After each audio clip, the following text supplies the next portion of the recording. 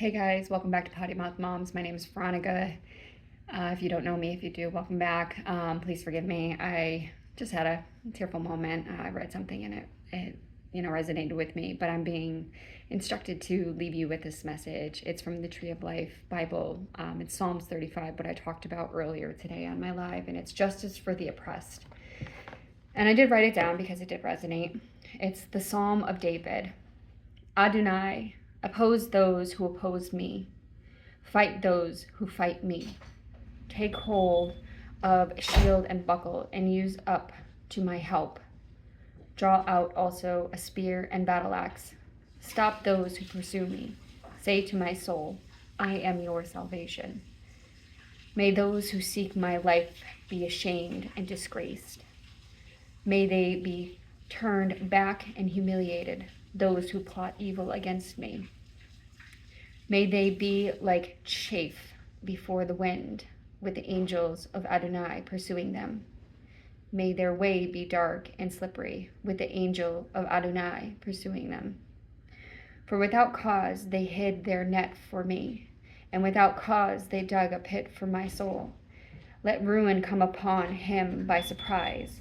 Let the net he hid entangle himself into the same pit. Let him fall.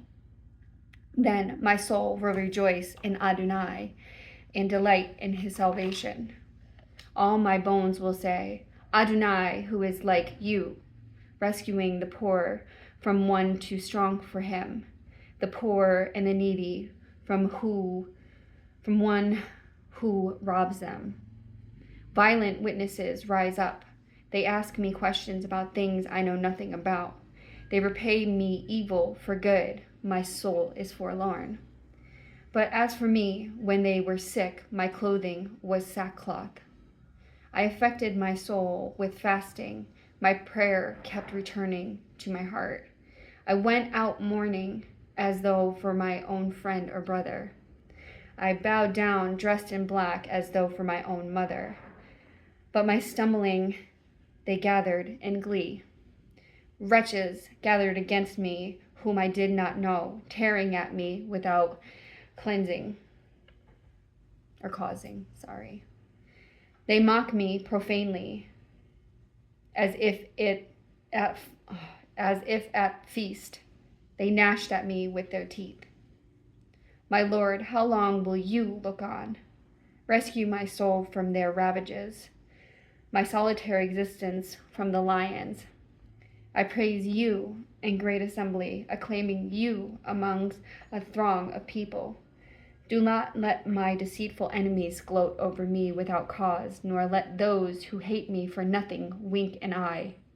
For they never speak shalom, but devise deceitful words against the quiet ones in the land. Yes, they open their mouths wide against me, saying, Aha, aha, our own eyes have seen it. You have seen it, Adonai. Be not silent. Adonai, be not far from me. Arise, awaken to my defense, to my cause, my God and my Lord. Vindicate me, Adonai, my God, according to your justice, and do not let them say in their heart, We swallowed him up. May they be ashamed and humiliated, those who rejoice over my misery. May those who exalt themselves over me be clothed within shame and disgrace. May they shout for joy and be glad, those who delight in my righteous cause. May they always say, Exalted be Adonai, who delight in his stewards' shalom. Then my tongue will declare aloud your justice and your praises all day. Now, for those of you who don't know me, I am not a very Catholic or religious-based person, but I am spiritual, and that resonated with me. And I'm going to read you something else, because as I was leaving to do what I needed to do today, this fell on my counter, and it opened up to what I asked I needed to see, and it is Mott, A Tale of Ancient Egypt by Sheila Leonis. This is one of the books that pulled my attention when I was in the library when I asked what I needed to see. And it opened up to page 54, and the passage that drew my eye was, I often see the spiritual messengers, but this time it came to me that I was about to see something wonderful. It seemed to be enfolded in a wave of love and joy that carried me to heights I had never reached before. All outer things dropped away, and I was in lovely presence. A wave of music seemed to come on a gentle breeze, as if preceding the Divine One. She was in the midst of a lovely soft blue, which was like the music, in that was composed of somehow of nature's own colors and sound. There exuded from her the tender mother loving of all natural things. I asked her name, and when she spoke it, I thought it sounded like Mer, yet I know that she was Re or Ma'at. I asked her if she were my guardian angel, and she replied that she was Ma'at, the mother of all, and that her guidance was not only over mankind, but also over the little animals and the flowers. Her help was ready for all who called on her. She said that she would show herself to me at times, for I enjoyed so much to be near her nearness that I asked if she would not always be near me. I shall not be visible all the time, she said, but only until that for which I have manifested will come to pass. She also said that I would come to understand that she was always with me as the voice of intuition, and that thus she would give me guidance whenever I needed it. She was a guardian angel of my own, but she was also the guardian of all living things, and now that she had shown me her presence to humanity.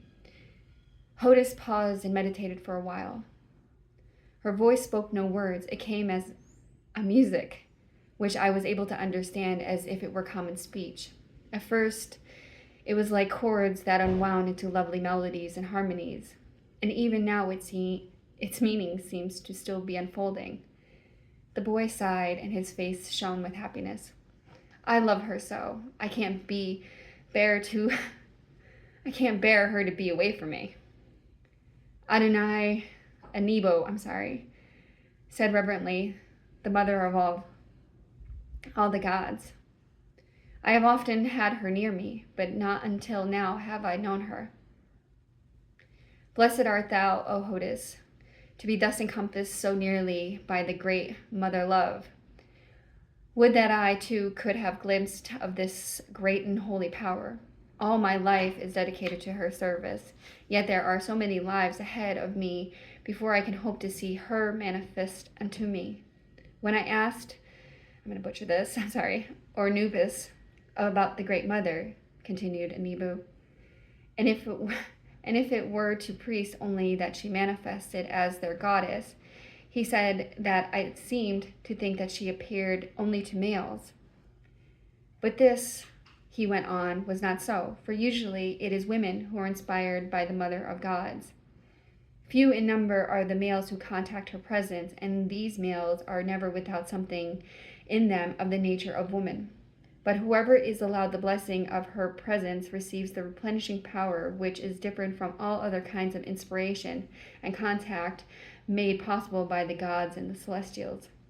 Blessed are you indeed, Hodis, to have seen her while still so young.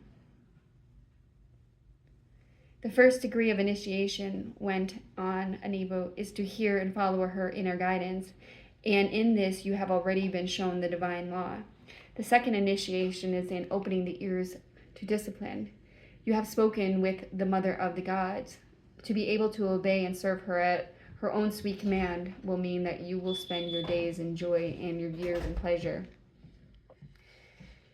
And to himself, Anibu said, those pure in heart shall see God, but those who see not and obey not shall perish without the knowledge. God is great, yet the impure know it not. And following these meditations, he could not help thinking that if the world contained more youths like Hodis, there would always be a golden age. Yet he went on to ponder the mission on which he was now engaged.